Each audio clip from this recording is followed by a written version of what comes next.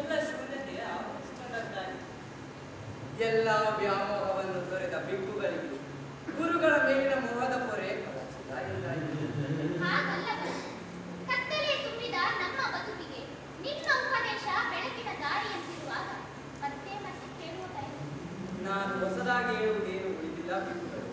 ನನಗೂ ಒಂದು ದಿನ ಸಾವಿದೆ ಎಂದು ತಿಳಿದುಕೊಂಡ ಮನುಷ್ಯ ಬೇರೆಯವರಿಗೆ ಕೇಳು ಬಯಸಲ್ಲ. ನಾವು ಬಿದ್ದಿದ್ದನ್ನೇ ಬೆಳೆಯುತ್ತೇವೆ ಅಂದ ಮೇಲೆ ಕರುಣಾ ಮೈತ್ರಿಯನ್ನು ಹೊಂದಿದ್ದವರು ಪ್ರೀತಿಯ ಮಮತೆಯನ್ನು ಹಂಚೋಣ. ತನಗೂ ಒಂದು ದಿನ ಸಾವಿದೆ ಅಂತ ಗೊತ್ತಿದ್ದ ಮನುಷ್ಯ ಇನ್ನೊಂದು ಜೀವಿಯನ್ನು ಭೇಟಿಯಾಡಿರುವುದು ನನಗೂ ತುಂಬಾ ವಿಪರ್ಯಾಸವಾಗಿ ಕಾಣುವ ಸಂಗತಿ ಈ ಇರಲಿ. ನಾನು ಆಶ್ರಮದಲ್ಲಿ ಇಲ್ಲದ ವೇಳೆ ಯಾರಾದರೂ ಬೇಟೆಯಾಡಲೆಂದು ಕಾಡಿಗೆ ಬಂದು ಆದಿ ತಪ್ಪಿ ಆಶ್ರಮಕ್ಕೆ ಬಂದಿದ್ದರೆ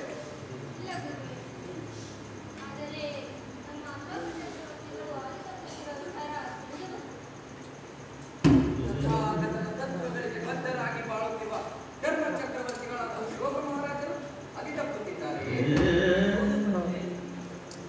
ಕಾಡು ಪ್ರಾಣಿಗಳನ್ನು ಭೇಟಿಯಾಡಲು ಮನುಷ್ಯರನ್ನು ಭೇಟಿಯಾಡಿ ಅಂದರೆ ಪಾಟಲಿಪುತ್ರದಿಂದ ಬಂದ ವರ್ತಮಾನದ ಪ್ರಕಾರ ಅಶೋಕ ಚಕ್ರವರ್ತಿಗಳು ಗಣಿತದ ಮೇಲೆ ಯುದ್ಧ ಘೋಷಿಸಿದ್ದಾರೆ. ನೀವು ಕೇಳಿದ ವರ್ತಮಾನ ನಮಗೆ ಹೇಳುತ್ತಿರುವ ವಿಚಾರ ಜತೆ ಹೌದು ಗುರು, ಆ ವಿಚಾರ ಕೇಳಿ ನಾವು ಕೂಡ ಸಹಕಾರವಾದರು. ಇದೆಂತಹ ವಿಪರ್ಯಾಸ! ಕರುಣೆಯೇ ಕತ್ತಿ ಹಿಡಿದು ಮರಣದ ಹಬ್ಬ ಮಾಡಲು ಹೊರಟಿರುವಂತೆ ಬನ್ನಿ ಅಪಹಾರ ದುಃಖಕ್ಕೆ ದಾರಿ ಮಾಡಿಕೊಡುವ ಈ ವಿನಾಶಕಾರಿ ಯುದ್ಧವನ್ನು ತಡೆಯಬೇಕಿದೆ. ಬಿಕ್ಕುಗಳೇ, ನೀವೇನೋ ತಳಮಳದಲ್ಲಿರುವಂತೆ ಕಾಣಿಸುತ್ತೀರಿ. ಹೌದು ಪೂಜೆ, ನನಗೆ ತುಂಬಾ ಕಾಡುತ್ತಿರುವ ಒಂದು ಪ್ರಶ್ನೆಗೆ ಉತ್ತರದ ಹುಡುಕಾಟದಲ್ಲಿದ್ದೇನೆ. ಅದೇನೆಂದು ಹೇಳಿ. ನಿಮ್ಮ ಪ್ರಶ್ನೆ ನಮ್ಮೆಲ್ಲರದಾಗಿರಬಹುದಲ್ಲವೇ? ಒಬ್ಬರ ಸಾವು ಇನ್ನೊಬ್ಬರ ಬದುಕನ್ನು ಅವಲಂಬಿಸಿರುವ ಈ ಕ್ರೂರ ವ್ಯವಸ್ಥೆಗೆ ಕೊನೆಯೇ ಇಲ್ಲವೇ? ಎಲ್ಲದಕ್ಕೂ ಕೊನೆಯಂತೆ ಇರಬಾರದು. ಇದಕ್ಕೂ ಇದೆ. ನಿಜ ಪೂಜನೆ, ಅತಿಯಾಸೆಗೆ ಅಡಿಯಾಳದ ಮನುಷ್ಯನಿಗೆ ಮಾರ್ಗ ಸರಳವಾದಷ್ಟು ಆಚರಣೆ ಕಠಿಣವೆನಿಸುತ್ತದೆ. ಸಿಂಹಾಸನದ ಮೇಲಿನ ವ್ಯಾಮೋಹವೆಂತದ್ದು ಬಿಟ್ಟುಗಳು ಸ್ವಾರ್ಥ ನಡೆಯಬಾರದ ದುರಂತ ನಡೆದು ಹೋಗುವ ಮೊದಲೇ ಅಶೋಕ ಚಕ್ರವರ್ತಿಗಳನ್ನ ಆಶ್ರಮಕ್ಕೆ ಕರೆಸಿಕೊಂಡು ತಿಳಿ ಹೇಳಿರುತ್ತದೆ. ಈಗ ಕಾಲ ಸಂದಿಗ್ಧವಾಗಿದೆ. ಚಕ್ರವರ್ತಿಗಳನ್ನು ಆಶ್ರಮಕ್ಕೆ ಕರೆಸಿಕೊಳ್ಳುವ ಬದಲಾಗಿ ತುರ್ತಾಗಿ ನಾವೇ ಅವರ ಆಗಲೇ ತಥಾಗತ ನನಗೆ ಇದೆಂತಹ ಸತ್ವ ಪರೀಕ್ಷೆ ತಂದದ್ದು. ನಿನ್ನ ಕರುಣೆಯ ನೆರಳು ಎಲ್ಲರನ್ನು ಕಾಯುತ್ತಿರುವಾಗ ಹುಟ್ಟಲಿರುವ ನಾಡಿನ ಅಗಲಿಗೆ ನೆಸ್ತದೆ. ಬುದ್ಧಂ ಶರಣಂ ಗಚ್ಛಾಮಿ ಧಮ್ಮಂ ಶರಣಂ ಗಚ್ಛಾಮಿ ಸಂಘಂ ಶರಣಂ ಗಚ್ಛಾಮಿ ಬುದ್ಧಂ ಶರಣಂ ಗಚ್ಛಾಮಿ.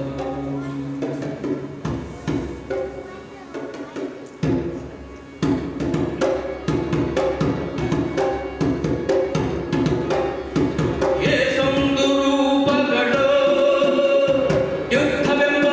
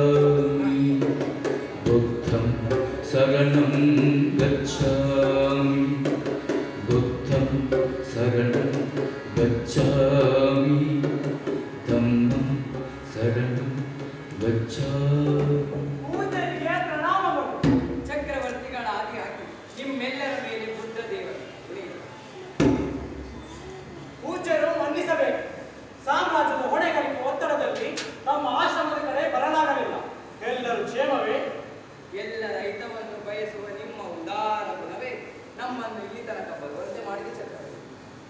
ನಾನು ಕೆಲವು ವಿಚಾರಗಳ ಬಗ್ಗೆ ನಿಮ್ಮೊಡನೆ ಮಾತಾಡಬೇಕಿದೆ ಚಕ್ರವರ್ತಿ. ಅಗತ್ಯವಾಗಿ ಮಾತನಾಡಿ ಪೂಜ್ಯರೇ. ಕೆಲವು ದಿನಗಳಿಂದ ನಾನು ಆಶ್ರಮದಲ್ಲಿರುವೆ. ಬಂದ ತಕ್ಷಣ ತಿಳಿದು ತಾವು ಕಳಿಂಗದ ಮೇಲೆ ಯುದ್ಧ ಘೋಷಿಸುತ್ತೀರಿ. ನಾನು ಕೇಳಿದ ಸುದ್ದಿ ಸುಳ್ಳಾಗಲಿಲ್ಲ ಆಯಿಸುತ್ತಾರೆ. ಹೌದು ಪೂಜ್ಯರೇ, ತಾವು ಕೇಳಿದ ವರ್ತಮಾನ ನಿಜ. ಚಕ್ರವರ್ತಿಗಳೇ, ಸಾಕ್ಷಾತ್ ಬುದ್ಧ ಭಗವಾನನು ಆಯುಧದ ಪಾಣಿಯಾಗಿ ಯುದ್ಧಕ್ಕೆ ಬರಲಿದ್ದರು. ಅಸಂಗತವಾಗಿ ಕಾಡುತ್ತಿದೆ ನಿಮ್ಮ ವರ್ತನೆ. ಮೊದಲನೇದಾಗಿ ನಾನು ಬುದ್ಧ ದೇವನಲ್ಲ, ಎರಡನೇದಾಗಿ ನಾನು ವಿರಕ್ತನಲ್ಲ, ಎಲ್ಲದಕ್ಕಿಂತ ಮುಖ್ಯವಾಗಿ ನಾನೊಬ್ಬ ಚಕ್ರವರ್ತಿ. ನನ್ನ ವ್ಯಕ್ತಿಗತ ಧರ್ಮ ಬೇರೆಯೇ ಆದರೂ ನನಗೆ ರಾಜಧರ್ಮವೇ ಮುಖ್ಯ. ರಾಜಧರ್ಮ, ನೀವು ಧರ್ಮದ ಸೂಕ್ಷ್ಮತೆ ಅದರ ವಿಶಾಲಾರ್ಥ ತಿಳಿಯದೆ ಮಾತನಾಡುತ್ತಿದ್ದೀರಿ ಚಕ್ರವರ್ತಿ. ರಾಜಧರ್ಮ, ಬೌದ್ಧ ಧರ್ಮ ಅಥವಾ ಇನ್ನೊಂದು ಧರ್ಮವೆಂದು ಧರ್ಮವನ್ನು ಬೇರೆ ಬೇರೆಯಾಗಿ ನೋಡುವುದು ಅಸಂಗತವಾಗಿದೆ. ಅಖಂಡ ಆಕಾಶದಂತೆ ಎಲ್ಲರ ಹಿತವನ್ನು ಬಯಸುವುದೇ ನಿಜವಾದ ಅನವರತ. ಅದೇ ಕಾರುಣ್ಯ ಸಮತೆಯ ಯುದ್ಧದ. ನಾವು ಬುದ್ಧನ ಧರ್ಮದ ಬಗ್ಗೆ ಆಗಲಿ ಆತನ ತತ್ವದ ಬಗ್ಗೆ ಆಗಲಿ ಪ್ರಶ್ನಿಸುತ್ತಿಲ್ಲ ಪೂಜ್ಯರೇ. ಯುದ್ಧ ಅನಿವಾರ್ಯವಾದಾಗ ತನ್ನವರ ಪ್ರಾಣವೇ ಅಪಾಯದಲ್ಲಿ ಸಿಲುಕಿರುವಾಗ ಧರ್ಮದ ಜಿಜ್ಞಾಸೆ ಮಾಡುತ್ತಾ ಕೂರಬಹುದು ಪೂಜ್ಯರೇ.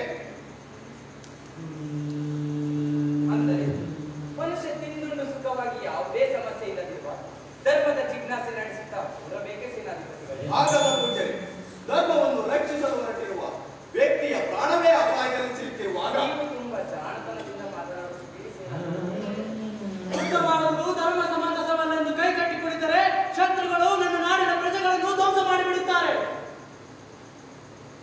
ಗಡಿಗಳಿರುವ ತನಕ ಯುದ್ಧದ ಗಡಿ ಇದ್ದದ್ದೇ ಚಕ್ರವರ್ತಿ. ಅದಕ್ಕೆ ನಿಮಗೆ ಧರ್ಮವನ್ನು ಬಿಡಿ ಬಿಡಿಯಾಗಿ ನೋಡಿದರೆ ಈ ತಾರತಮ್ಯ ನೋಡುತ್ತದೆ. ನಿಮ್ಮ ನಾಡಿನ ಪ್ರಜೆಗಳನ್ನು ರಕ್ಷಿಸಲು ಇನ್ನೊಂದು ನಾಡಿನ ನಿರಪರಾಧಿ ಪ್ರಜೆಗಳನ್ನು ಕೊಲ್ಲುವುದು ಎಷ್ಟು ದ್ವೇಷದಿಂದ ದ್ವೇಷ ಶಾಂತವಾಗುತ್ತದೆ.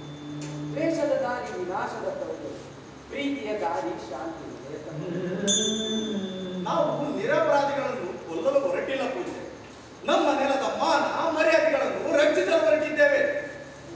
ನಿಮ್ಮ ನೆಲ, ಅದರ ಮಾನ ಮರ್ಯಾದೆ, ಪ್ರಜೆಗಳಿಗಾಗಿ ರಾಜ, ರಾಜನಿಗಾಗಿ ಪ್ರಜೆಗಳು, ಅದಕ್ಕಾಗಿ ನಿಮ್ಮ ಮನಸ್ಸು ಇಷ್ಟೊಂದು ಗಾಢವಾದ ಭ್ರಾಂತಿಯ ಪೊರೆಯಲ್ಲಿ ಮುಚ್ಚಿದ್ದೀರಿ ಸೇನಾಧಿಪತಿಗಳೇ. ಇಲ್ಲಪ್ಪತ್ತೇನೆ. ಆ ಕಳಿಂಗರು ಮಾಡಲು ಹೊರಟಿರುವ ತಪ್ಪನ್ನು ತಿದ್ದಿ ಬುದ್ಧಿ ಕಲಿಸಲು ಹೊರಟಿದ್ದೇವೆ. ಅವರು ಮಾಡಿದ ತಪ್ಪನ್ನು ಸಮರ್ಥಿಸಿಕೊಳ್ಳಲು ಅವರವರದೇ ಸಂಕರಣಗಳಿರುತ್ತೇವೆ. ಒಟ್ಟ ಮಾಡಿದ ತಪ್ಪನ್ನು ತಿದ್ದಿಕೊಳ್ಳಲು ತೆರೆದ ಮನಸ್ಸು ಬೇಕು. ಆದರೂ ಒಂದು ಮಾತು, ಒಬ್ಬರ ಬದುಕು ಇನ್ನೊಬ್ಬರ ಸಾವನ್ನು ಅವಲಂಬಿಸಿ ನಿರ್ದಯ ಸ್ಥಿತಿಯನ್ನು ಸೃಷ್ಟಿಸಬೇಕು. ಯುದ್ಧವೆಂದ ಮೇಲೆ ಸಾವು ನೋವುಗಳು ಅನಿವಾರ್ಯ ಪೂಜ್ಯರೇ. ನೆತ್ತರುವಿಗೆ ನೆತ್ತರೆ ಉತ್ತರವಾಗಬಾರದು. ಆತ ಕೊಂದಿರುವೆನೆಂದು ನೀವು ಒಲಿಸಲು ಅವರಿಗೂ ನಿಮಗೂ ಏನು ವ್ಯತ್ಯಾಸ? ಅವನು ನಮ್ಮ ಕ್ಷಮಾಗುಣವನ್ನೇ ಹೇಳಿದನೆಂದು ಭಾವಿಸಿದಂತಿದೆ. ಅಂತ ಯುದ್ಧ ದಾರಿಯನ್ನು ಕ್ಷಮಿಸಿದರೆ ಕ್ಷಮೆಗೆ ಅವಮಾನ ಮಾಡಿದಂತಾಗುತ್ತದೆ. ಕ್ಷಮೆ ಎಂಬುದು ಎದೆಯ ನದಿಯ ತೀರದಲ್ಲಿ ಸದಾ ಇರುವ ಜೀವನ. ಒಬ್ಬ ಮಾಡಿದ ತಪ್ಪನ್ನು ಒಂದಲ್ಲ ಎರಡು 100 ಸಲ ರಾಜನಾದವನು ಭೂಮಿ ತೂಕದ ಆ ಕಲಿಂಗದೊರೆ ಕ್ಷಮೆಗೂ ಅರ್ಹನಲ್ಲ ಪೂಜ್ಯರೇ. ಕ್ಷಮೆ ಧೀರರ ಅಸ್ತ್ರವಾಗಬೇಕು ದೇವರು. ಕ್ಷಮಿಸಬಲ್ಲವರು ಮಾತ್ರ ಕಾಪಾಡಬಾರದು. ಕ್ಷಮೆಯನ್ನು ಮರೆತ ಮನುಷ್ಯ ಯುಗವಾಗುತ್ತಾನೆ. ವೀರರಿಗೆ ಯುದ್ಧವೇ ಭೂಷಣ ಪೂಜ್ಯರೇ. ಅಂದರೆ ಯುದ್ಧ ಮಾಡಲಾಗದವರೆಲ್ಲ ಹೇಡಿಗಳಲ್ಲ. ಯುದ್ಧವನ್ನು ತಿರಸ್ಕರಿಸಿದ್ದರಿಂದ ಸಿದ್ಧಾರ್ಥ ಬುದ್ಧನಾದನು. ಲೋಕಕ್ಕೆ ಬೆಳಕಾದನು. ನಾಡಿಗಾಗಿ ಪ್ರಾಣತ್ಯಾಗ ಮಾಡುವುದನ್ನು ಪುಣ್ಯ ಕಾರ್ಯವೆಂದು ಭಾವಿಸಿದ್ದೇನೆ. ಗೆದ್ದರೆ ಗೌರವ, ಸತ್ತರೆ ವೀರ ಸಂಕ. ನೀವು ಗೆದ್ದರೂ ನಿಮ್ಮ ಆತ್ಮೀಯರು ಸಾಯುವುದು. ಗೆಲುವಿನ ಸಂತಸ ಸಾವಿನ ದುಃಖದಲ್ಲಿ ಮರೆಯಾಗುತ್ತದೆ ಎಂಬುದನ್ನು ಮರೆಯಬೇಕು. ನಾವು ತಪ್ಪು ತಿಳಿಯಬೇಡಿ ಪೂಜ್ಯರೇ. ಆ ಕಳಿಂಗದರ ವಿಚಾರದಲ್ಲಿ ಯಾರು ಏನೇ ಹೇಳಿದರೂ ಹಿಂದೆ ಸರಿಯುವ ಪ್ರಶ್ನೆಯೇ ಇಲ್ಲ. ಆಗಲಿ ಚಕ್ರವರ್ತಿಗಳೇ, 6 ಋತುಮಾನಗಳಲ್ಲಿ ಸುಡು ಬಿಸಿಲಿನ ಬೇಸಿಗೆಯೂ ಅದು ಕಳೆದ ಮೇಲೆ ಶಾಂತಿಯ ತಂಪನ್ನು ಹಿಂಸೆಯ ಕೊಚ್ಚೆಯನ್ನು ಕೊಚ್ಚಿಕೊಂಡು ಹೋಗಲು ಬರುವ ಮಳೆಗಾಲಕ್ಕಾಗಿ ಆದರೂ ಒಂದು ಮಾತು, ಬುದ್ಧನಿಗೆ ಶರಣ, ಧಮ್ಮಕ್ಕೆ ಶರಣ, ಮಾನವೀಯತೆಗೆ ಜಯ. ಬೌದ್ಧ ಎಂದರೆ ತಿಳುವಳಿಕೆ, ಬೌದ್ಧ ಎಂದರೆ ವೀರವ, ತಿಳುವಳಿಕೆ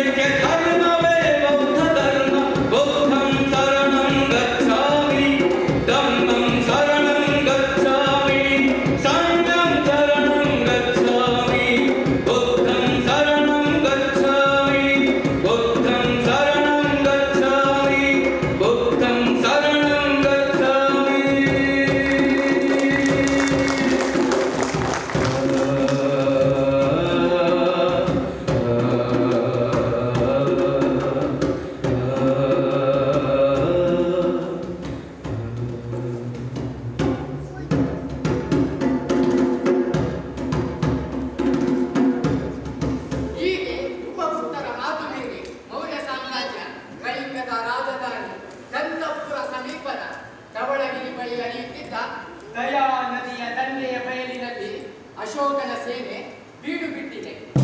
ಅಶೋಕನ ಸೇನೆ ಬೀಡು ಬಿಟ್ಟಿದೆ ನಿಜ. ಆದರೆ 4 ದಿನವಾದರೂ ಕಳಿಂಗ ದೊರೆಯಿಂದ ಯುದ್ಧದ ಸೂಚನೆಯೇ ದೊರೆಯಲಿಲ್ಲ ಮತ್ತೆ? ಹೌದು, ದೊರೆಯಲಿಲ್ಲ. ಹೌದಾ? ಹಾಗಾದರೆ ಕೊನೆಗೇನಾಯಿತು? ಕೊನೆಗಾಗುವುದೇ ಕೊನೆಯ ಮೊದಲಿಲ್ಲದ ನೋವಿಗೆ ನಾಂದಿಯಾಯಿತು. 5ನೇ ದಿನದಂದು ನಾವು ಯುದ್ಧಕ್ಕೆ ಸಿದ್ಧವೆಂದು ಅನಂತ ಪದ್ಮನಾಭನಿಂದ ನಿರೂಪ ಬಂದಿತು. ಮೌರ್ಯ ಸೇನೆಯು ಸಿದ್ಧವಾಯಿತು ನಾಳಿನ ಯುದ್ಧಕ್ಕೆ.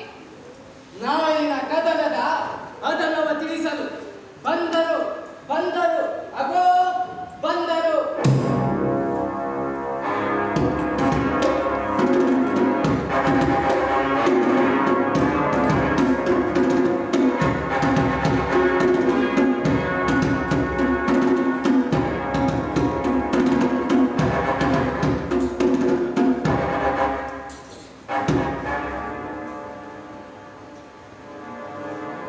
ಪ್ರಭು, ನಾಳಿನ ಯುದ್ಧಕ್ಕೆ ಸೇನೆ ಸಿದ್ಧವಾಗಿದೆ. ನೀವು ಯುದ್ಧ ಭೂಮಿಗೆ ಬರುವ ಅಗತ್ಯವಿಲ್ಲ. ದೂರದಿಂದ ನಮ್ಮ ಸೇನೆಯ ಸಾಹಸ ನೋಡಿದರೆ ಸಾಕು. ಗಜದೇವರೇ, ನಿಮ್ಮನ್ನು ಯುದ್ಧಕ್ಕೆ ಕರೆಸಿ ನಾನು ವಿರಾಮಿಸಿದೆ. ಅದೆಂದಿಗೂ ಸಾಧ್ಯವಿಲ್ಲ. ನನ್ನ ಖಡ್ಗದ ಹರಿತ ಆದರೆ ಇರಿತ ಆ ಕಳಿಂಗರಿಗೆ ಪರಿಚಯಿಸುತ್ತೇನೆ. ಹಾಗಲ್ಲ ಪ್ರಭು, ನಿಮಗಾಗಿ ಹೋರಾಡಲು ನಾವೆಲ್ಲ ತುದಿಗಾಲ ಮೇಲೆ ನಿಂತಿದ್ದೇವೆ. ನಮಗಾಗಿ ಹೋರಾಡಲು ನೀವೆಲ್ಲರೂ ಸಿದ್ಧವಿರುವಾಗ ನಿಮ್ಮೆಲ್ಲರಿಗಾಗಿ ಹೋರಾಡಲು ನಾನು ನಿಮ್ಮ ಜೊತೆಗಿರುವ ವಜ್ರ. ನಿಮ್ಮ ಇಚ್ಛೆ ಪ್ರಭು, ನಿಮ್ಮ ರಾಜ್ಯವನ್ನು ನಾನೇಕೆ ಕುಂದಿಸಲಿ? ಆದಷ್ಟು ಬೇಗ ಕಳಿಂಗ ರಾಜಧಾನಿ ದಂತಪುರದಲ್ಲಿ ಮೌರ್ಯ ಸಾಮ್ರಾಜ್ಯದ ಪತಾಕೆ ಹಾರಲೆಂದು ಬಯಸುತ್ತೇನೆ. ಹೌದು ಪ್ರಭು, ಸೈನಿಕರು ಹೋರಾಟದ ಉತ್ತುಂಗದ ಉರಿಪಿನಲ್ಲಿರುವಾಗಲೇ ಆ ಕಳಿಂಗ ರಾಜ್ಯವನ್ನು ನಿಮ್ಮ ವಶಪಡಿಸುತ್ತೇವೆ. ಸೇನಾಧಿಪತಿಗಳೇ, ನಾಡಿನ ರಣೋತ್ಸವಕ್ಕೆ ಎಲ್ಲ ಸಿದ್ಧವಾಗಿದೆ ತಾನೇ? ಯಾದವೊಮ್ಮೆ ಸೇನೆಗಳಿಗೆ ಕೆಲವು ಸಲಹೆ ಸೂಚನೆಗಳನ್ನು ನೀಡಬೇಕಾಗಿರುವುದರಿಂದ ನಾನಿನ್ನು ತೆರಳುತ್ತೇನೆ ಪ್ರಭು. ಹೋಗಿ ಬನ್ನಿ. ನಾನು ಯುದ್ಧದ ನಿರ್ಧಾರ ಕೈಗೊಂಡಿರುವುದು ಸರಿಯೆನ್ನುವೆ ಪ್ರಭು, ನಾಳೆ ಸೂರ್ಯೋದಯವಾಗುತ್ತಿದ್ದಂತೆ ಯುದ್ಧದ ರಣಕಹಳಗಳಾಗುವ ಸಮಯದಲ್ಲಿ ಇದೇ ಪ್ರಭು ನಿಮ್ಮ ಮನಸ್ಸಿನಿಂದ ಸಾಕಲಾಟ ಏರ್ಪಟ್ಟಿದೆಯಲ್ಲ? ನಿನ್ನಂತ ನಿಷ್ಠಾವಂತ ಗೆಳೆಯ ನನಗೆ ಅಂಗರಕ್ಷಕನಾಗಿರುವುದು ನನ್ನ ಪುಣ್ಯ ವಜ್ರ. ನಾಳೆ ರಣಕೋಲಾಟ ಏನೋ ಇದ್ದೇ ಇರುತ್ತೆ. ನನ್ನ ಬಾಡಿಗೆ ತಾನು ಪ್ರಶಾಂತವಾಗಿ ಹರಿಯುವ ಈ ದಯಾನದಿಯ ದಂಡೆಯ ಮೇಲೆ ನಿನ್ನ ಕೊಡಲನಾದ ಕೇಳುವ ಆಸೆಯಾಗಿದೆ. ನಿಮ್ಮ ಮನಸ್ಸಿಗೆ ಸಂತೋಷವಾಗುವುದಾದರೆ ನಾನು ಖಂಡಿತ ನುಡಿಸುತ್ತೇನೆ.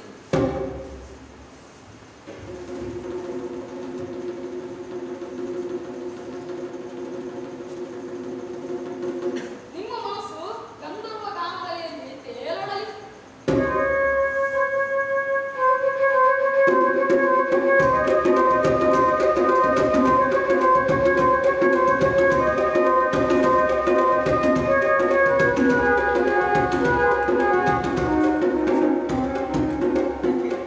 ಗೆದ್ದ ಗೆಲುವಿನ ಸಂತೋಷವನ್ನು ಇದ್ದವರೊಂದಿಗೂ ಹಂಚಿಕೊಳ್ಳಬೇಕು ಅಶೋಕನಿಗೆ ಮನಸ್ಸಾಗಲಿಲ್ಲ. ಯಾಕೆ ಏನಾಯಿತು? ಆಗಬಾರದೆಲ್ಲ ಆದ ಮೇಲೆ ಇನ್ನೇನಿದೆ? ಅಂದರೆ ಮೊದಲ ದಿನ ಯುದ್ಧದಲ್ಲಿ ಅನಂತ ಅಶೋಕನನ್ನು ಗಾಯಗೊಳಿಸಿದ ಆ ಕಳಿಂಗ ದೊರೆಯನ್ನು ಕೊಲ್ಲಬೇಕೆಂಬ ಆವೇಶ ಒತ್ತಡೆ ಅಡಗಿತ್ತು. ಅದರಂತೆ ವೀರಾವೇಶವಾಗಿ ಹೋರಾಡುತ್ತಾನೆ. ಅದೇ ಆವೇಶ ಅವನಿಗೆ ಮುಳುವಾಯಿತು. ಏನಾಯಿತು ಸ್ವಾಮಿ? ಆವೇಶದಲ್ಲಿ ಮುನ್ನುಗ್ಗಿ ಯುದ್ಧ ಮಾಡಿದ ವಜ್ರದೇಹ ಕಳಿಂಗ ದೊರೆಯ ಈಟಿಯ ಏಟಿಗೆ ಅಸುನೀಗಿದ.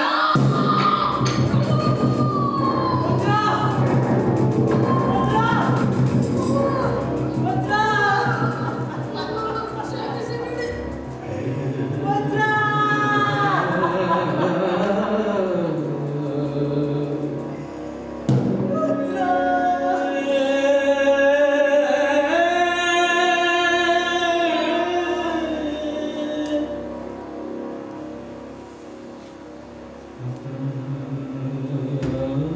ನನ್ನ ಗೆಳೆಯನನ್ನು ಕೊಂದ ಕಳಿಂಗ ದೊರೆಯನ್ನು ನಾಳೆ ಸೂರ್ಯೋದಯದಲ್ಲಿ ರೋಚಿಸದಿದ್ದರೆ ನಾನೇ ಆತನಾಗುತ್ತೇನೆ ಎಂದು ಅಶೋಕ ಪ್ರತಿಜ್ಞೆ ಮಾಡಿದ. ಅಶೋಕ ಮತ್ತು ವಜ್ರದೇವರದು ಇಂತಹ ಗೆಳೆತನ ಬಿದ್ದಿತು. ಮಾಡಿದ ಪ್ರತಿಜ್ಞೆಯಂತೆ 3ನೇ ದಿನ ಯುದ್ಧದಲ್ಲಿ ಕಳಿಂಗ ಸೇನೆಯನ್ನು ಅಲ್ಲೋಲ ಕೊಲ್ಲೋಲ ಮಾಡಿ ಸೂರ್ಯಾಸ್ತದೊಳಗೆ ಅನಂತ ಪದ್ಮನಾಭನನ್ನು ಕೊಲ್ಲುತ್ತಾನೆ. ಆದರೆ ಆದರೆ ಏನಾಯ್ತು ಸಾಹೇಬ್?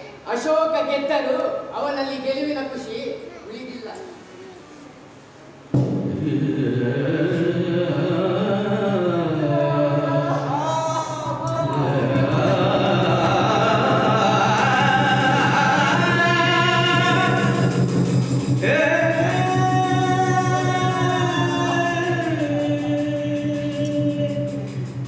ಬಾಲ್ಯದಿಂದಲೂ ನನ್ನ ಅಂತರಂಗದ ಗೆಳೆಯನಾಗಿ, ನಿಷ್ಠಾವಂತ ಸೇವಕನಾಗಿ, ಬಂಧುವಾಗಿ, ನನ್ನ ಬದುಕಿನ ಅವಿಭಾಜ್ಯದ ಅಂಗವಾಗಿ ಇಷ್ಟು ದಿನ ಜೊತೆಗಿದ್ದ ನೀನು ದೊರೆತ ಗೆಲುವಿನ ತುತ್ತನ್ನು ಹಂಚಿಕೊಂಡು ತಿಂದು ಹೋಗ್ತಿದ್ದದ್ದು ಯಾಕೆ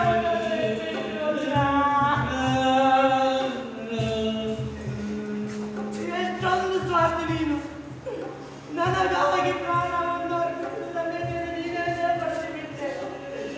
ಆದರೆ ನನಗಾಗಿ ನಿನ್ನನ್ನೇ ಬಲಿಕೊಟ್ಟ ಋಣಭಾರವನ್ನು ಬಿಟ್ಟೆ. ನೀನಿಲ್ಲದ ಉಳಿದ ಬದುಕನ್ನು ಹೇಗೆ ಕಳೆಯಲಿ ಹೇಳು? ನೀನಿಲ್ಲದ ಚಕ್ರವರ್ತಿ ಎಂಬ ಪದವಿಗೆ ಬೆಲೆಯೂ ಇಲ್ಲ, ಇಲ್ಲವತ್ರ ಇಲ್ಲ. ನೀನಿಲ್ಲದ ಏನೂ ಇಲ್ಲ. ಪರಿಚೂರ್ಯ ವಜ್ರ,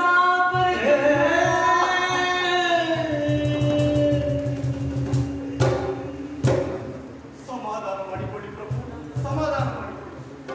ನಾವು ಎಷ್ಟು ಹೊತ್ತರು ಸತ್ತವರು ಹಿಂದಿರುಗಿ ಬರುವುದಿಲ್ಲ ಪ್ರಭು.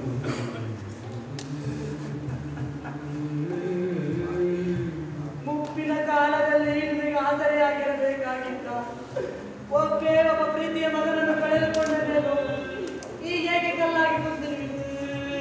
ಹತ್ತು ಬಿಡಿ ಸೇನಾಧಿಪತಿಗಳೇ, ಹತ್ತು ಬಿಡಿ.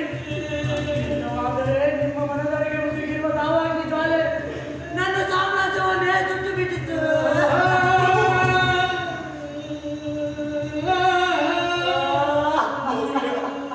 ಮೌರ್ಯ ಮೌರ್ಯ ಸಾಮ್ರಾಜ್ಯ ನನ್ನ ತಾಯಿ ಸಮಾನ. ಆ ತಾಯಿಯನ್ನು ಸುಟ್ಟು ಬಿಡುವಂತ ಕ್ರೋಧ ನನ್ನಲ್ಲಿಲ್ಲ ಪ್ರಭು. ಅದು ನಿಮ್ಮ ದೊಡ್ಡತನ ಸೇನಾಧಿಪತಿಗಳೇ. ಆದರೆ ವಿನಾಕಾರಣ ನಿಮ್ಮ ಮಗ ಪ್ರಾಣ ಕಳೆದುಕೊಳ್ಳಬೇಕಾಯ್ತಲ್ಲ. ವಿನಾಕಾರಣ ಎಂದು ಹೇಳಬೇಡಿ ಪ್ರಭು. ನನ್ನ ಮಗ ಸ್ವಾಮಿನಿಷ್ಠೆಯಲ್ಲಿ ನನಗಿಂತ ಮೊದಲೇ ಪ್ರಾಣಾರ್ಪಣೆ ಮಾಡಿದನಲ್ಲ, ಸಂತೋಷವಾಗಿದೆ. ಅವನು ಬಹಳ ಪುಣ್ಯಶಾಲಿ ಪ್ರಭು. ಆದ್ದರಿಂದಲೇ ಅವನಿಗೆ ಸಾರ್ಥಕ ಮರಣ ದೊರಕಿದೆ. ಈಗ ಒದ್ದೆ ಇರಬೇಕಾಗಿತ್ತು. ಎಷ್ಟೊಂದು ಖುಷಿ ಪಡುತ್ತಿದ್ದ. ಯುದ್ಧದಲ್ಲಿ ನಡೆದ ನಮ್ಮ ದೇಹಗಳಿಗೆ ಹೊಸ ಪುಳಕ ನೀಡುತ್ತಿತ್ತು. ಆದ ದುಃಖವನ್ನು ಅರಗಿಸಿಕೊಳ್ಳಲೇಬೇಕು ಪ್ರಭು. ಬದುಕಿನಲ್ಲಿ ಕತ್ತಲೆರಡು ದಿನ, ಬೆಳಕೆರಡು ದಿನ.